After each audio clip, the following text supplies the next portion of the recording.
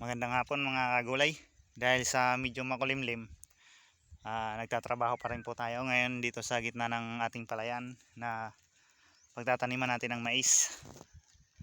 Ayan, malinis na po yung iba. Yung iba po nililinisan ko pa, yung mga buhay pang damo na hindi namatay sa init ng araw. Ayan, tingnan nyo mga kagulay. Yan. Dahil bukas po ng umaga magtatanim tayo ng mais dito. Simula doon, isang pilapil po na malaki ito, hanggang doon naman po sa may tabing bahay.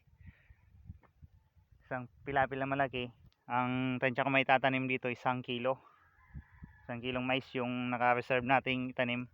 Tapos nakikita nyo mga gulay, nakaplat na po yung ano natin. Ayan, nakaplat na yung pagtatamnan natin.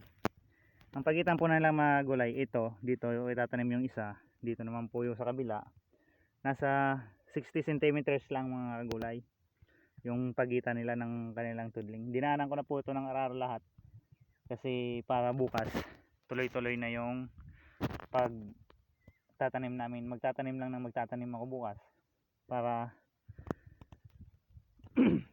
naka-ready na lahat, magtatanim na lang. Ayan mga gulay.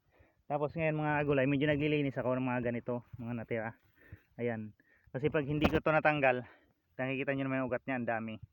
Pag umulan, katulad ngayon, umaambon, bubulas at bubulas pa rin po ito. Tingnan nyo ito mga gulay. Oh. Ayan, patay na yung puno, pero bumulas uli siya. Oh.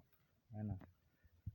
Kaya kailangan natin linisan para hindi yan pamahayan ng mga insekto.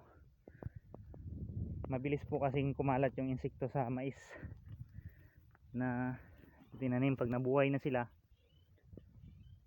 mabilis silang kapitan ng mais kasi mahina sila sa insekto.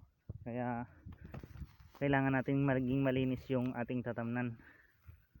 Yan. Pero kung nakikita nyo yung mga gulay, ito ay pinagtamnan natin ng palay dati. Ayan pa yung mga ano ng palay, oh. Straw. Abono pa yun yan, kaya hindi natin tinanggal. Ngayon tatanggalin lang natin yung ibang damo na nagkulay green pa hanggang doon. Doon sa dulo mga gulay medyo marami pa, kaya tatanggalin pa natin yan. So yun lang mga gulay, pakita ko lang sa inyo tong taniman namin ng mais. Bukas pakita ko rin po sa inyo yung pagtanim namin. Maraming salamat.